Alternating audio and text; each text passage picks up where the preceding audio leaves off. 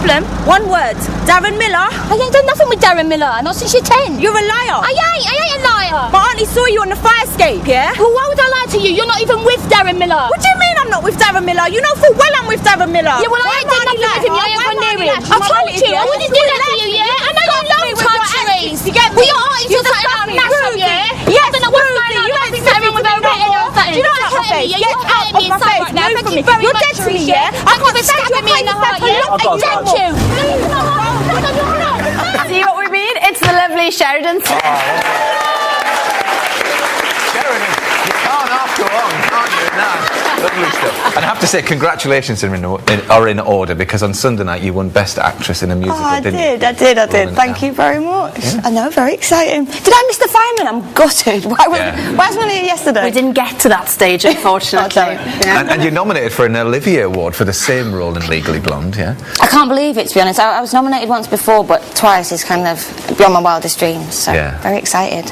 Well, good luck with that. And we'll be talking a bit about your new play later on. Great. But first, we've all seen the violent events unfolding in Libya, Egypt and Tunisia. Yes, with the internet playing an increasingly large role in these events, one stately home in Reading has been listening in to what people on the ground are actually saying and then telling the world.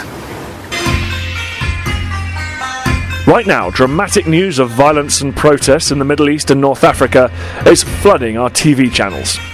Inside this beautiful 18th century building, there are 300 people scouring the world for information, so that politicians and major organisations can have tomorrow's news today.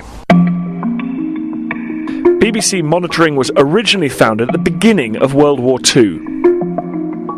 The British government approached the BBC to see if we could actually monitor what was being broadcast behind enemy lines. But we were also able to look at what people in Germany were being told against what the external broadcasting was saying. And in some cases, we'd be looking at stories where perhaps it was quite clear that rationing was already taking place and there were food shortages in Germany, but the message to the outside world was that everything was going very well for them. And how useful do you think it was to the government? Well, Churchill used to phone up during the night, and his question was always, what has that fellow been saying? Obviously he's referring to Hitler. He really understood the impact of media. In fact, many key moments of the 20th century were recorded here before the news broke to the general public. Today, the organisation employs 450 people across the globe. It monitors over 3,000 sources in 100 languages and 150 countries. Our job really is to observe, to understand and to explain. We have direct links into government, and conversations are taking place as we speak with BBC correspondents around the world. So we're looking for information that would be a breaking news story, or perhaps something which might impact on British foreign policy. And one man knows how to read between the lines of even the most censored news. Quadrilingual Abdallah Al-Salmi has been working as an Arabic media analyst for almost 3.5 years. You really are in an intelligence gathering job, aren't you? I mean, it's almost like we're at war and you're trying to find out what the enemy's thinking and doing. Definitely. I mean, what we do is that we look at traditional media. We see what reports they have, and once we see that actually there are no reports, we switch very quickly to social media and try to get as much information as possible. So, for example, we've got all sort of graphic footage of dead people from hospitals. Apparently they try to put out these videos to encourage the people more to protest against the regime. Facebook is very popular in the Middle East, and according to some reports, there are more Facebook users than newspapers readers in the Middle East. However, the large number of people, it doesn't mean that everyone in Libya can see it. We've seen many creative ways that were used by Libyans to avoid the censorship and the media blackout. So these are just normal Libyan people putting up mobile phone camera or whatever in Libya. Yeah. Here you can see smoke, which might show it's either tear gas or something has been torched. We've seen YouTube videos which showed the torching of a government building in Libya, in the city of Tobruk. We put it out, and after that it was used in the BBC News as well as in the BBC News website. So what do you think is going to happen next? It doesn't look that we will see a clear end to all this within the next 1 week. I expect things to flare up more in Yemen. They have been having protests over the past month at least. I expect it to develop more. From protest to propaganda, from crisis to censorship, there is nothing that this organisation doesn't tune into. And every day it has its eyes and its ears firmly fixed on the future. And Dan is here. Dan, you got a real sense then of how social media is changing events these days. It's pretty exciting being there. I felt like I was on the sort of front row seat in history. I mean, in the old days it'd be a total media blackout, but now we're getting pictures from all these places. It's just incredible, and they're coming through live. You know, he was like, "Oh, let me just check this guy. He's always updating this time of day," and then he's got lots more video of street battles, and lots of it's it's too nasty to even show on the BBC. So you feel like you're watching a revolution. It's just incredible. But how did revolution start then and spread before the days of modern technology? Well, I've been watching the revolutions that have been breaking out this year and thinking it's exactly like 1848. 1848 followed this terrible failure of harvest and the Irish potato famine. We've all heard about that. Right the way across Europe, there were all these terrible shortages of food. People were really angry, and back then there was technology was spreading, and that was just newspapers. People, working class, were able to read, they were able to get these ideas from these people like Karl Marx, and that was spreading like wildfire. There was almost a revolution here in Britain. Queen Victoria was sent to the Isle of Wight for her own protection, but there was revolutions in France, through Germany, Austria, Italy, right into Poland, and it has happened before. Yeah, and looking at these events that are taking place at the moment and looking back at history, what does history tell us about what normally happens after a revolution? Well, it's an interesting one. History tells us a couple of things. One, sadly, history tells us that actually revolutions are usually decided by the will of the tyrant. Mm-hmm. If they're happy to shoot lots and lots of people, they're probably going to stay in power. Now, the French monarchy, the Russian monarchy fell because they weren't ruthless enough. Chinese in 1989, they stayed there because they did the Tiananmen Square massacre. And are we seeing that with Gaddafi? Who knows? The other thing history tells us is that often what happens, democracy doesn't break out. Sometimes it does, like in the Philippines or in Czechoslovakia or in Poland in 1989. But often there's anarchy, there's chaos, there's civil war, like we're seeing in Libya at the moment. People are so sick of it and so scared, they just want peace and security, that when another dictator comes along, they say, "Oh, thank goodness, we'll go with you." That's what happened in Russia, it's what happened in revolutionary France. So it's going to be a really interesting couple of months. And Sheridan, you're a massive user of Twitter, aren't you? Massive. You've even got your own Twitter army, look. Yeah, do you know what they were tweeting me today? Going, say hello to your Twitter family, Twitter army. Say, hiya. I'm obsessed with Twitter, I really am. I love it. That during that film, just how it's taken over your life. It totally has. Maybe I'm very lonely, but I'm always... All right, well, you stop there, Sheridan. Oh, yeah. Oh, you're lovely and tall, you as well. I tell you what, we'll go on to the film. Yeah, we will stop then. We'll go on to the film that everybody should have seen last night.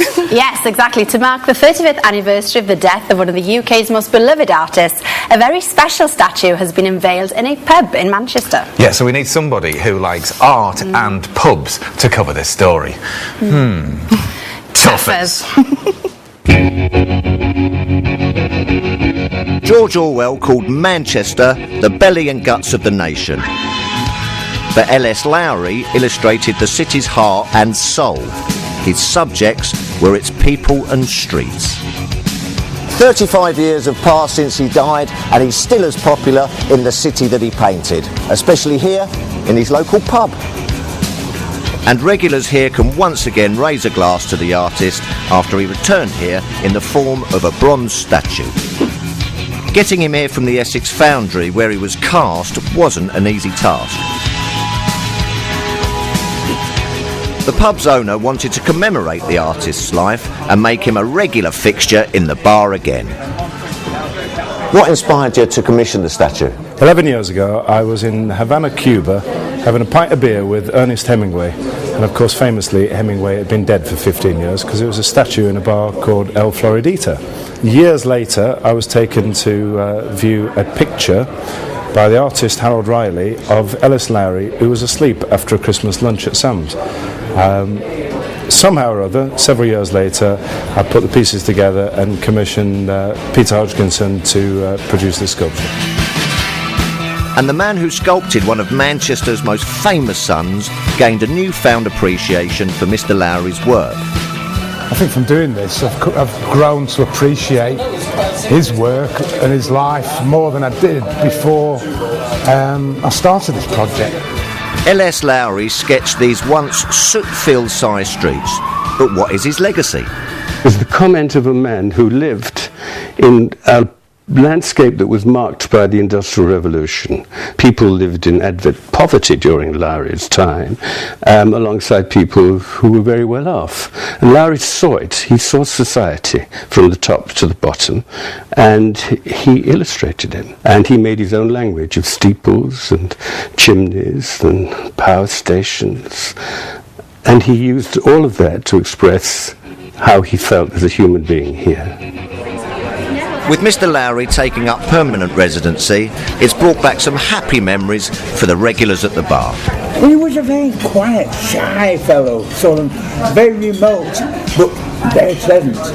And what's it like having him sat back at the bar? He says almost as little nowadays as he did then. And this is his resting place, a seat at the bar opposite the entrance so he can observe the street life of Manchester. Cheers, Mr. Lowry. Well, there's a surprise. Tefra's enjoying another pint. Unbelievable how many pints he gets into films. But as we were saying earlier on, Sheridan, huge success with Legally Blonde. Thank you. And you did it for 14 months, but finished back in January. Yeah. How was it taking your final? Do you know what? I loved that. That was the best 14 months of my life, and the final night was, I mean, it was so emotional, you can imagine. Yeah. But I think you've got to move on, and I said that night, I said, you know, don't cry because it's over, smile because it happened, and it's time to play other parts now, and I didn't want to stop enjoying it, so I left kind of on a high, you know. No. I loved it. But you must have been looking forward to a really well-deserved long break after that, but that didn't quite happen, did it? No, that was the plan. I was going to take 5 weeks off at least and go away, and I took my family as a Christmas present to Dubai, and I just got there a week into my holiday, and I got a text message from Trevor Nunn, the director of the play I'm doing, saying there's a part in this play I really wanted to do, and it's Brilliant. Trevor Nunn. Like, I've always wanted to work with him, so I just... By text? By text. So I cut my holiday short and came back and got straight into rehearsals, and we open next week. Wow. So tell us about the new play then. So it's set in 1942. It's a Terence Rattigan play, and it's his centenary this year. So loads of theatres are doing different plays, and we're the first one to open at the Theatre Royal Haymarket.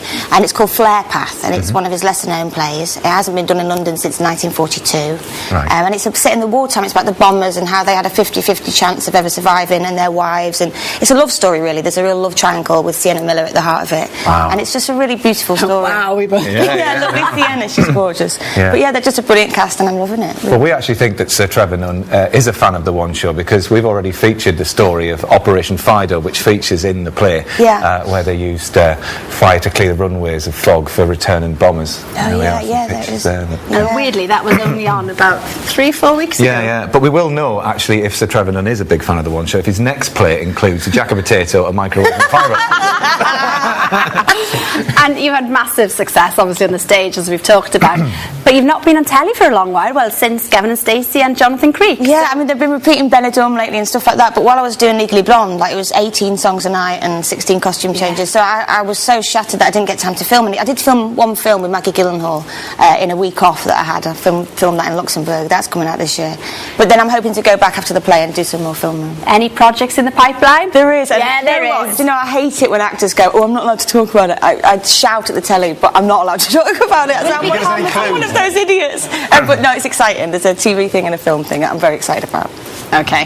Sorry. You can't tell us any more than that. So annoying. Well, things are going great for you. You mentioned your family there that you went on holiday with over Christmas. Is it difficult to keep in contact with your family now, get back to your roots back Well, at home? what's lovely about doing theatre is that they can come and watch. You know, when it's on telly, they just watch it in the front room, and so it's nice. And all my family from Wales, yay! Come on, the Welsh, and they all meet up and come and watch me in shows. So it's really nice. I don't get home a lot, but they come to London to see me, so it's great. Okay, well, Flare Path previews from the 4th of March at the Theatre Royal Haymarket.